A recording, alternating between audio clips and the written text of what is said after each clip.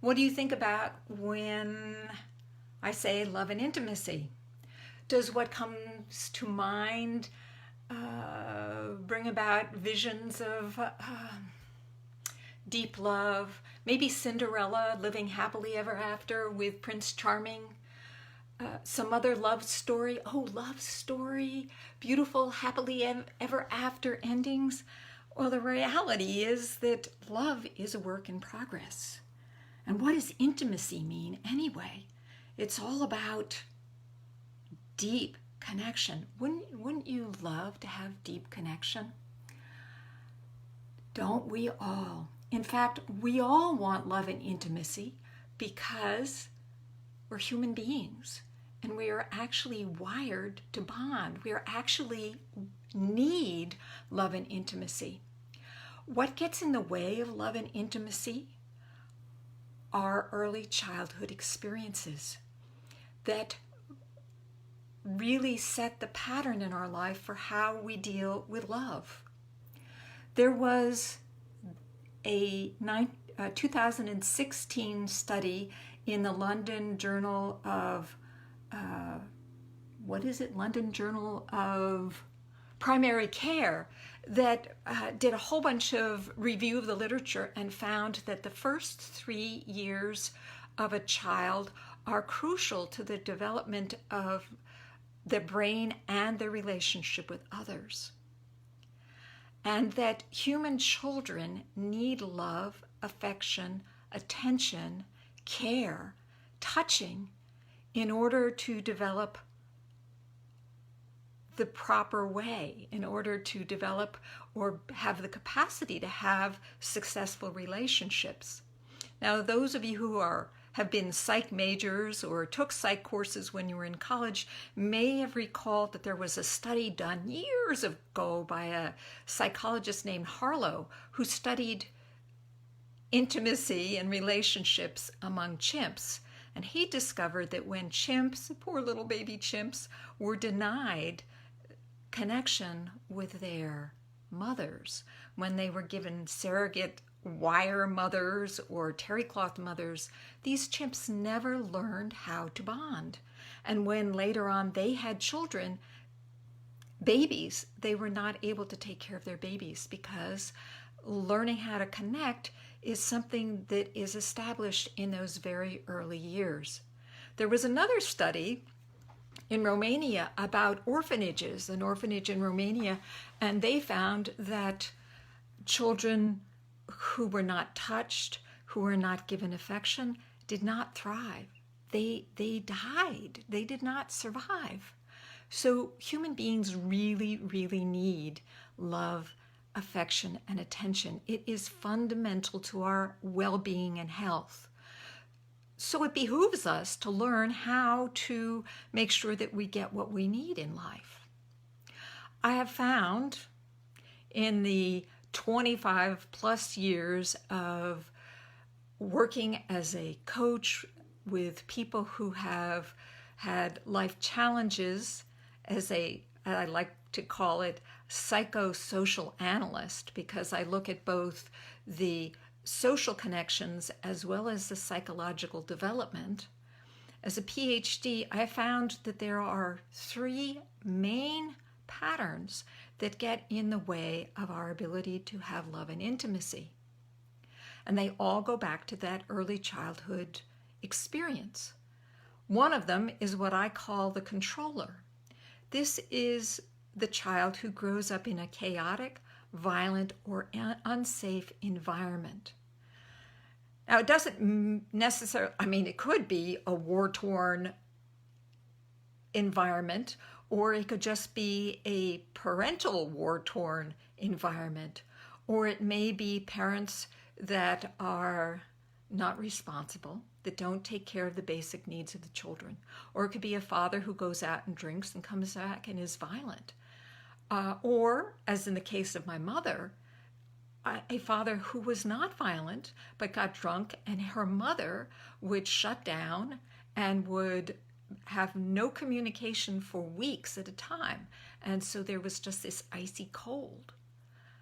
Interesting how many different ways that environment can set up the need to create control, to feel controlled, to want control of your situation because you want to be able to feel safe.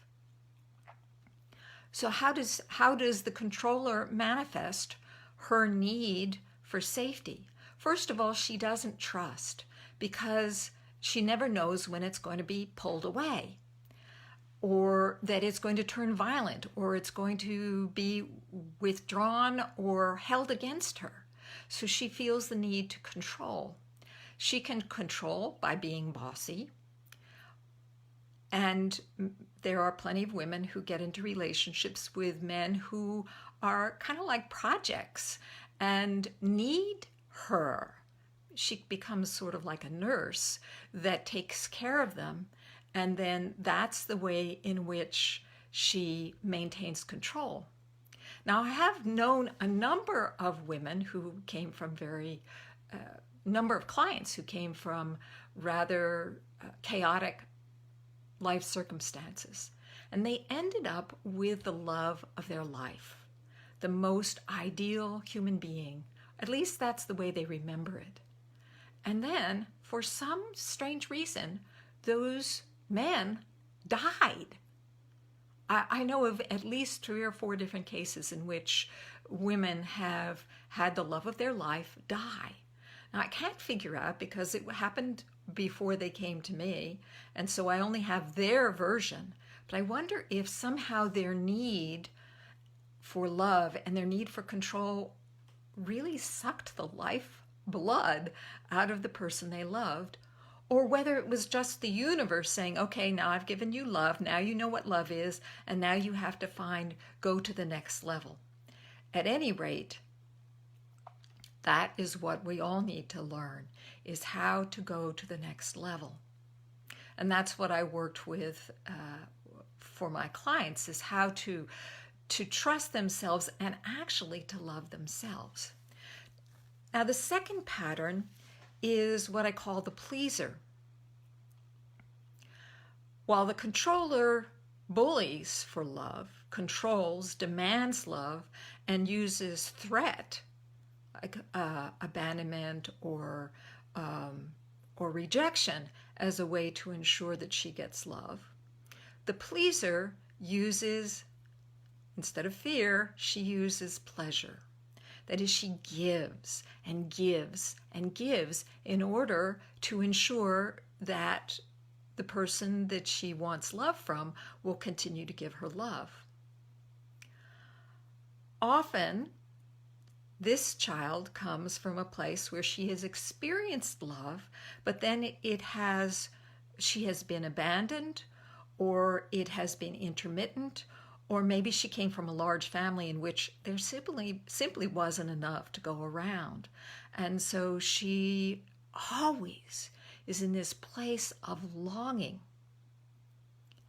Now, it's interesting that there is a whole area of psychoanalysis that came from a psychotherapist whose childhood set him up to be a people pleaser and a person whose therapeutic work was based on that initial experience of love by his parents and then later having it pulled away. And so he has this intense longing for that connection, for that feeling of bonding, of intimacy. And so his therapy represents or reflects that need. In fact, he got his needs satisfied in his relationship with his clients. Humans, or the people pleaser child, does the same thing in her relationships with her lover or her partner or husband and many, many other people. In fact, sometimes it's never enough, partly because she's maybe used to it being intermittent. And so she can put up with a lot less than maybe the controller can. But like the controller, ultimately, if she's going to step into her full power, she needs to find out how to love herself. The final pattern is what I call the rebel or the activist or maybe the delinquent. The rebel comes from a situation, a family situation in which maybe there was love, maybe there never was, because she was seen by her guardian, either one parent or the other parent. Actually would have to be both parents, but maybe there was only one parent.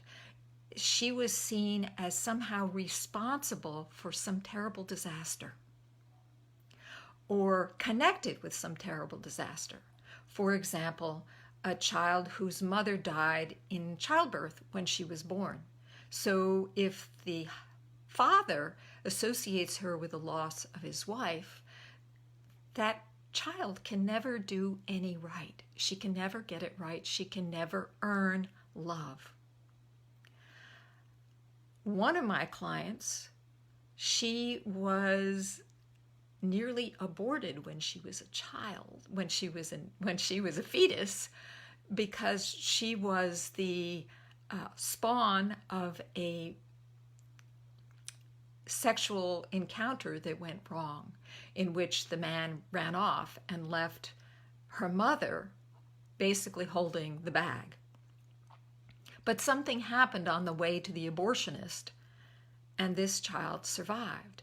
But the fact is that her mother really never truly loved her as much as she loved her second daughter, because this first daughter was always associated with that abandoning man. So this is the dynamic. This is the setting or setup that creates the rebel, because she can never win. No matter what she does, no matter how perfect she is, she can never win. Whereas the pleaser, she actually gets a certain amount of success. And the controller, she gets a certain amount of success in her efforts. The rebel never does. So what she does is she rejects the rejector. She becomes a radical and invites rejection so that she feels like she's in control. All these patterns are based on a lack of trust. You don't trust the other person to give you the love that you need unless you exhibit one of these three patterns. And maybe in the case of the rebel, maybe she never gets the love she needs. Or maybe she aligns herself with other rebels, and so they develop relationships based upon their mutual rejection of society. Ultimately, you want more than that. You want real intimacy. And real intimacy only comes when you stand in your own true power. Only when you love yourself. This is a work in progress. This comes from practice. This comes from taking action. And a lot of it is super subtle. If you would like to know more, I invite you to have a conversation with me and find out what you can do to change your patterns and step into a more meaningful love and intimacy, to get more love and intimacy in your life. Now, I have to say, there are coaches out there. In fact, I have a really good friend who will tell you about the difference between men and women, the men from Mars, women from Venus dynamic. And indeed, men and women are different. And it does help to know how you are different from men. And so you won't set yourself up for failure when they act like men instead of like women.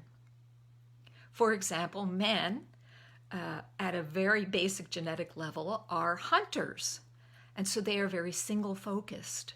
And if you want their attention, you need to really get in their face to get their attention.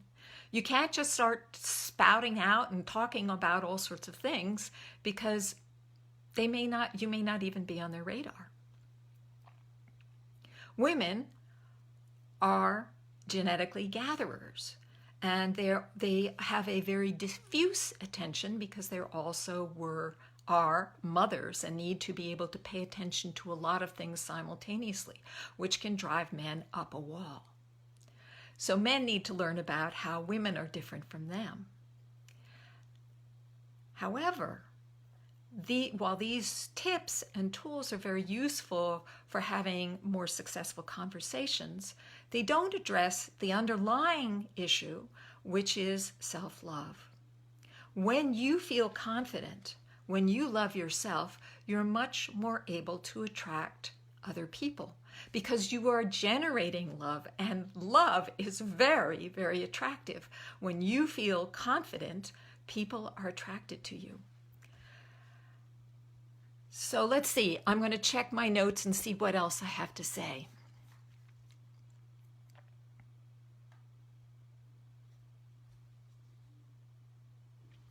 So the key is self-respect.